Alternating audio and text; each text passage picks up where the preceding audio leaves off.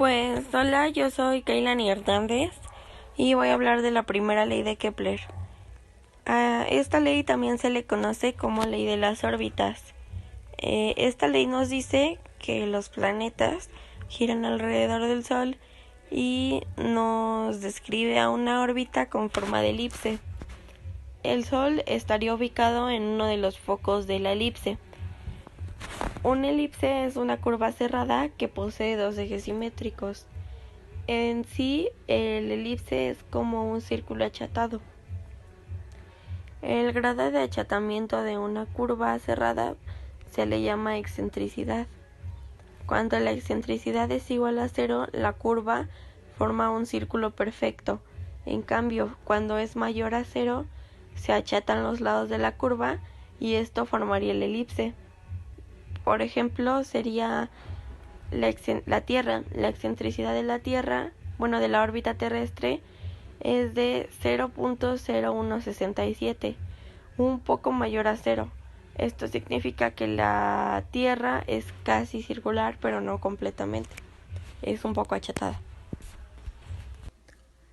Pues la excentricidad de una elipse va a ser el ratio entre su semidistancia focal, que sería del centro de la elipse a un foco, y su semieje mayor, donde pues en esta fórmula A es el semieje mayor y C la semidistancia focal. El ratio sería la razón o relación entre dos cantidades o magnitudes. Hola, el tema que me tocó fue segunda ley de Kepler. Las leyes de Kepler o leyes del movimiento planetario son leyes científicas que describen el movimiento de los planetas alrededor del Sol. El aporte fundamental de las leyes de Kepler fue dar a conocer que las órbitas de los planetas son elípticas y no circulares como se creía antiguamente. La segunda ley de Kepler se conoce como ley de las áreas, establece que el radio vector barre áreas equivalentes en un mismo intervalo de tiempo. El radio vector es una línea imaginaria que conecta de un planeta con el Sol. Por lo tanto, su longitud varía según la distancia entre ambos. El enunciado de la segunda ley de Kepler es el siguiente. El radio vector que une a un planeta con el Sol barre áreas iguales en tiempos iguales. Se llama velocidad areolar al tiempo que demora un radio vector en recorrer áreas equivalentes. Ya que ese intervalo es siempre el mismo, se concluye que la velocidad areolar es constante. Eso implica que en cuanto más lejos está un planeta del Sol, más lento es su desplazamiento. Cuando más cerca está el planeta del Sol, su desplazamiento es más rápido. Existen dos puntos en el recorrido de cada planeta, donde los cuerpos celestes alcanzan sus distancias y velocidades límites. Estos puntos se llaman perihelio y afelio. Perihelio es el punto más próximo de un planeta al Sol. En ese punto los planetas desarrollan su máxima velocidad. El afelio es el punto más lejano entre un planeta y el Sol. En ese punto los planetas alcanzan su velocidad mínima. La segunda ley de Kepler se basa en la velocidad del objeto mientras sigue su órbita. Esto quiere decir que la velocidad del planeta no es constante. Así que podemos decir que cuando un planeta está lejos del Sol se mueve de forma más lenta.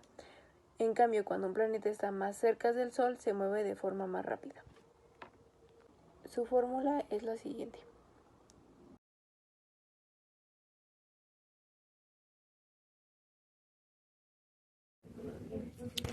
Hola, buenas noches, buenas tardes. Mi nombre es Antonio Pérez Licorina y hoy les voy a hablar sobre la tercera ley de Kepler y les voy a dar uno o dos ejemplos. Bueno, esta ley dice el cuadrado del periodo orbital de un planeta es directamente proporcional al cubo de la distancia promedio entre el planeta y el Sol. A esta ley también se llama ley del periodo, o sea que básicamente si elevas al cuadrado el tiempo que da una vuelta a un planeta y lo divides por el cubo de la distancia más lejana que alcanza en su recorrido, te queda un número que es el mismo para todos los planetas que giran, debido a que la masa del Sol es tremendamente grande comparada con los de los planetas. Ok, bueno, aquí tenemos un problema donde explico brevemente T es el periodo orbital de Júpiter, M es masa de Júpiter, R es radio de Júpiter, G es la constante de gravitacional, R es radio orbital y H la altura. Entonces el periodo de órbita, o sea la letra T, debe de convertirse a segundos en vez de días a segundos. Entonces multiplicamos 86.400 segundos por la T de el periodo orbital de Júpiter y nos da eso. Entonces para ponerlo ya en la fórmula vamos a tener que despejar. Hacemos todo este procedimiento y nos da el radio sobre una raíz del tiempo al cuadrado más la constante gravitacional entre el cuadrado del periodo orbital. Reemplazamos los números y nos da que el radio de órbita es eso. Obviamente lo ponemos en metros, pero falta calcular la área. En sí lo que calculamos fue el satélite Júpiter Calixto en la mitad de la superficie de Júpiter, ¿no? Que es el radio. Y la altura, lo que debemos determinar de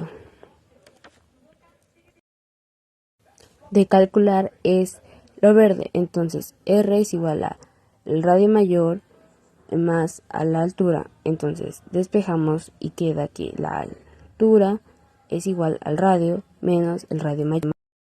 Entonces volvemos a escribir lo de el radio orbital que nos salió antepasado menos el radio de Júpiter. Hacemos una regla. Nos da como resultado lo que vemos a continuación. Resumen de las 3 leyes de Kepler. La primera ley de Kepler. La opinión predominante en la época de Kepler era que todas las órbitas planetarias eran circulares. Los datos de Marte presentaban el mayor desafío a este punto de vista, y eso finalmente animó a Kepler a abandonar la idea popular. La primera ley de Kepler establece que cada planeta se mueve a lo largo de un eclipse, con el Sol situado en un foco de esta. Un eclipse se define como el conjunto de todos los puntos tales de la suma de la distancia de cada punto a dos focos es una constante. La segunda ley de Kepler establece que un planeta barre áreas iguales en tiempos iguales, es decir, el área dividida entre el tiempo llamado velocidad areolar es constante. Y la tercera ley de Kepler establece que el periodo orbital de un planeta al cuadrado es proporcional al semieje mayor al cubo. Podemos escribir la tercera ley de Kepler matemáticamente como donde es el periodo y es el semieje mayor de la eclipse.